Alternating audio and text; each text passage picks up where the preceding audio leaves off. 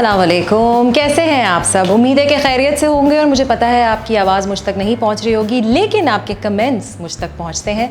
तो प्लीज़ जब भी मेरी वीडियो लगती है, इंस्टाग्राम भी हो गया, फेसबुक भी हो गया, आप मुझे अपने कमेंट्स दे सकते हैं, मुझसे सवालात पूछ सकते हैं ताकि मैं आपसे ऑलमोस्ट बराह रास्त बात कर सकूँ। तो आज का उन्वान यानी कि आज का टॉपिक जो मैंने चूज़ किया है वो है माशाल्लाह से लॉकडाउन और पाकिस्तानी अवाम।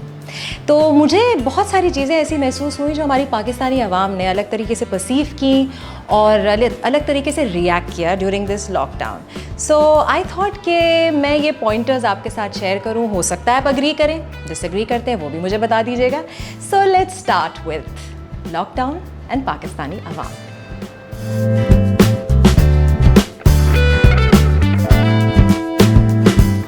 जो मुझे बहुत ही ज़्यादा दिल को जो बात लगी थी और वो मुझे उस पर हंसी भी बहुत आई थी और वो ख़ास करके कराची वालों के लिए है। तो जब इस वायरस के बारे में, मैं इसका नाम नहीं लूँगी, ये वायरस के बारे में जब मालूम हुआ और लॉकडाउन हो गया नाफिज, तो सब ने जो है वो इसके ऊपर जो है बहुत सी डिसएग्रीमेंट का और बददिली का इजहार करना शुरू किया। उन्होंने कहा कि ये क्यों हो गया हमारे साथ, हम पे खामखी जो है ये मुसल्लत किया जा रहा है। और लोगों ने कहा शायद ये बात सच है ही नहीं, किसी की कंस्पिरेसी है हमारे ख़िलाफ़। और इस पे जो एक मीम बना था वो ये था, जो कि मुझे बहुत फ़नी लगा था, जिसमें लिखा हुआ था कि कारसाज की चुड़ैल में यकीन करेंगे लेकिन इस वायरस पे यकीन नहीं करेंगे जी। यानी कि अनहोनी बात पे हम यकीन कर लेंगे, लेकिन ये वायरस जो है ये सिर्फ हमें घर बिठाने के लिए, हमारे बिजनेसेस बंद कराने के लिए एक साजिश है। This was really funny and very creative.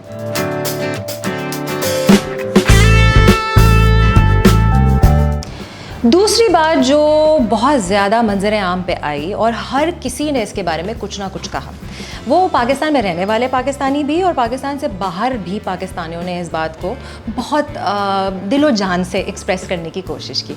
और वो ये था कि हम बागी हो जाएंगे, हम मास्क नहीं पहनेंगे, क्योंकि मास्क पहन लिया तो फिर हम बुज़दिल हैं, हम डरते थोड़ी हैं, हम लोग तो बढ़ के मुकाबला करेंगे इस चीज़ का, चाहे सच हो या झूठ हो।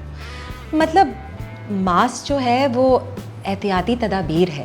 मतलब मास्क की वजह से अगर आप बीमार हैं तो किसी और को जरासीम नहीं लगेंगे, और अगर कोई और बीमार है तो आपको शायद जरासीम नहीं लगेंगे।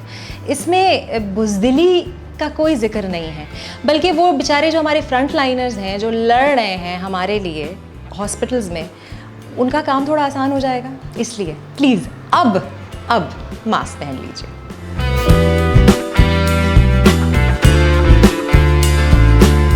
तीसरी बात जो हर सोशल मीडिया पे नज़र आना शुरू हुई, मुझे लगता है हम लोग सब पहले खाना तो बनाते थे लेकिन खाने की इतनी इंपॉर्टेंस नहीं थी, क्योंकि जब आप घर पे बंद हो जाते हैं तो और क्या एंटरटेनमेंट हो सकती है। टीवी हो सकता है, तो हाँ लोगों ने नेटफ्लिक्स के बारे में और टीवी के बारे में शेयर करना शुरू कर दिया कि फ़लाना चैनल पे ये आ रहा है, फ़लाना चैनल पे वो हो रहा है। लेकिन इससे जब दिल उकता गया, ख़ानदान मिल के बैठ के क्या कर सकते हैं, तो जो जवाब आया है वो है खाना। जी हाँ, सोशल मीडिया पे, फेसबुक पे, इंस्टाग्राम पे ये एक नॉर्म बन गया। एंड मैं सिर्फ पाकिस्तानी अवाम को नहीं इसमें हिस्सेदार मानूंगी, पूरी दुनिया में ये शुरू हो गया कि कौन सबसे बेहतर कुक है।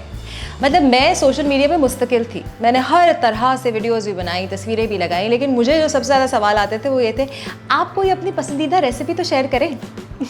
यानी कि सब हो गए शेफ़्स, और ऐसे वैसे शेफ़्स, मतलब हर किसी ने जो भी दाल बनती है घर में, जो भी सब्ज़ी बनती है घर में, उसकी रेसिपी शेयर की।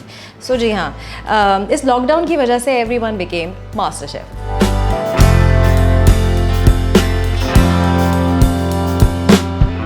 जब लॉकडाउन नाफिज किया गया तो ऑब्वियसली सिर्फ घर से बाहर नहीं जा सकते थे, घर में कोई अंदर भी नहीं आ सकता था। रुकावट हो गई, बिजनेसेस बंद हो गए, बाज़ार बंद हो गए, अजीब खौफ में सब घिर गए। तो सबसे ज़्यादा जो कमी महसूस हुई ना इस टाइम पे, मतलब मैं अपनी तरीके से, अपनी तरफ से बात करूँगी, और इसके ऊपर मीम्स भी बहुत सारी बनी, और वो ये था कि नौकरानी नहीं आ सकती, ड्राइवर नहीं आ सकता, गटर कौन साफ़ करेगा।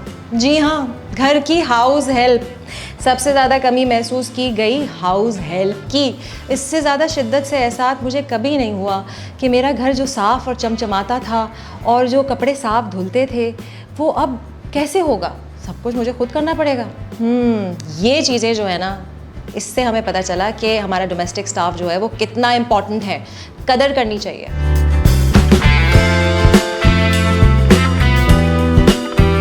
अब नेचुरली जब डोमेस्टिक स्टाफ मौजूद नहीं होगा तो किस पे जिम्मेदारी आती है? अब वो तो कुछ करने नहीं वाले, भाई ने तो वही वीडियो गेम्स खेलने हैं या म्यूज़िक सुननी है या जो भी भाई करते हैं, और बहनें जो हैं वेल कॉलेज जो है ऑनलाइन हो गया है या होने वाला है या असाइनमेंट देनी है या व्हाटएवर, याडा याडा, सबके अपने बहाने। बट सबसे ज़्यादा जिम्मेदारी किस पे आन पड़ी? जी हाँ, हमारे अनसंग हीरोज़ पे। और वो अनसंग हीरोज़ कौन है? हाउसवाइफ्स। क्योंकि वो सिर्फ हाउसवाइफ्स नहीं हैं, माशाल्लाह खाने भी बनाती हैं, यानी कि मास्टर शेफ़ हो गई हैं। फिर वो घर की बाई भी हैं, काम करने वाली, कपड़े भी उनकी वजह से चिमचमाते हैं और घर भी उनकी वजह से ऐसे शाय शाय करता है। और क्योंकि ऑनलाइन हर चीज़ हो गई है, इसका मतलब ये है कि स्कूल्स भी ऑनलाइन हो गए हैं, बच्चों को पढ़ाने के लिए कोई ट्यूटर भी नहीं आएगा और टीचर भी नहीं होगा, तो टीचर का भी जो ओहदा है वो भी हमारे सर पे आन पड़ा। So who were the unsung heroes? Now very much संग हीरोज़, हाउसवाइफ्स।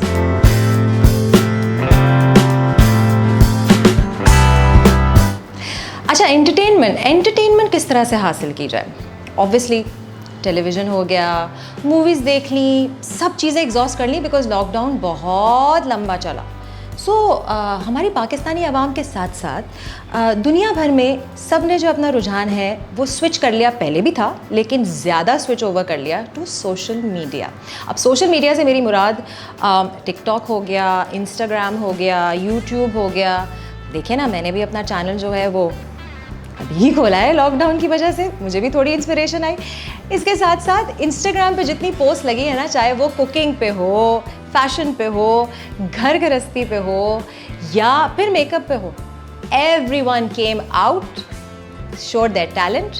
बल्कि वर्ल्ड ओवर कॉन्सर्ट्स भी होना शुरू हो गए। यानी कि इंसान वो ऐसी हस्ती है जो कि हर रुकावट में कोई ना कोई हल ज़रूर निकाल लेती है। तो social media became the best friend and the best entertainer.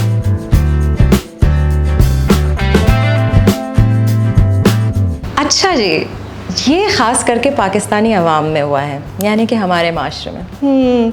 मैं न्यूज़ बहुत फॉलो करती हूँ हर जगह की। न्यूज़ से मेरी मुराद हर चीज़ है, मतलब सिर्फ सेलिब्रिटी गॉसिप नहीं होगी, इसके अलावा दुनिया में कहाँ क्या हो रहा है, कहाँ जो है वो वैक्सीन बनने जा रही है, क्लिनिकल ट्रायल शुरू हुए कि नहीं, कौन सी दवाई खा सकते हैं, जड़ी बूटी खा सकते हैं कि इस वबा से हमें निजात मिले। इसके साथ साथ जो चीज़ मैंने बहुत ज़्यादा हम में देखी वो दुनिया से थोड़ी मुख्तलिफ थी। दुनिया में बहुत से रिश्ते टूटे। अब मैं वो लफ्ज़ इस्तेमाल नहीं करूँगी, बस मैं सिर्फ ये कहूँगी कि टूट गए, ब्रेकअप्स हो गए। और पाकिस्तान में क्या हुआ? हर हफ्ते शादी। ओह माय गॉड, मैंने इतनी शादी स्पेशली मीडिया में कभी नहीं देखी। आई एम श्योर नॉर्मल लोगों के घर में जो सोशल मीडिया पे नहीं होते और जिनके बारे में लोग नहीं जानते, उनके घरों में भी शादियाँ हुई होंगी, लेकिन सोशल मीडिया पे जो सेलिब्रिटी वेडिंग्स हुई हैं ना, अनगिनत थी। मतलब जो सालों में होता है वो 3 महीने के लॉकडाउन में जिस भरपूर अंदाज से हुआ ना, दैट वाज अनफ्रिकन बिलीवेबल।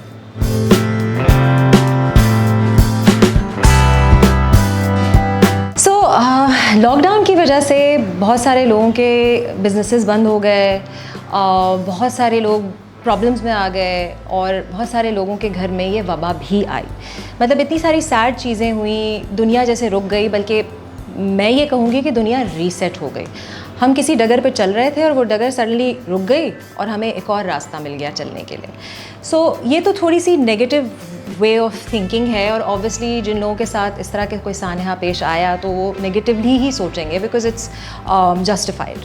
पर जहाँ तक मेरा ताल्लुक़ है और मेरे इर्द गिर्द के लोगों का ताल्लुक़ है, तो मुझे ऐसा लगा कि थोड़ा सा ज़रूरी हो गया था हमारे लिए एज ह्यूमन बींग्स रुक के, ठहर के एक ही दफ़ा सोचना कि हम कहाँ जा रहे हैं, क्या कर रहे हैं।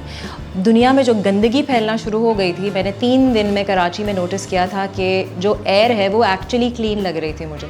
मतलब जब मैं अपने बालकनी में जा रही थी, I could actually feel the fresh air. And Karachi is a metropolis, industrial area है जहाँ पे बहुत सारी carbon monoxide and carbon dioxide घूम रही होती है और हमारे लंग्स में जा रही होती है।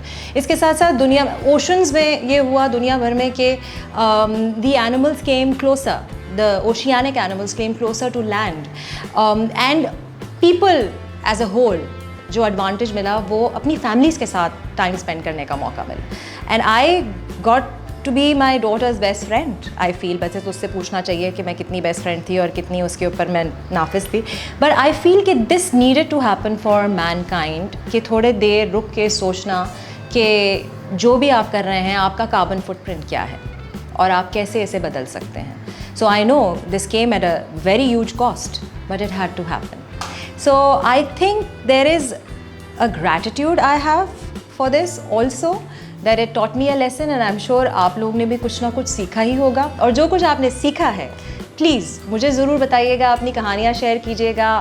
आपकी किससे दोस्ती हुई, किससे दोस्ती टूटी, कितने रिश्ते जुड़े, क्या महसूस किया, क्या हिडन टैलेंट्स आपके थे जो अब सामने आ गए हैं। Please do share and please do like, subscribe and hit the bell icon because you will get further notifications for my show.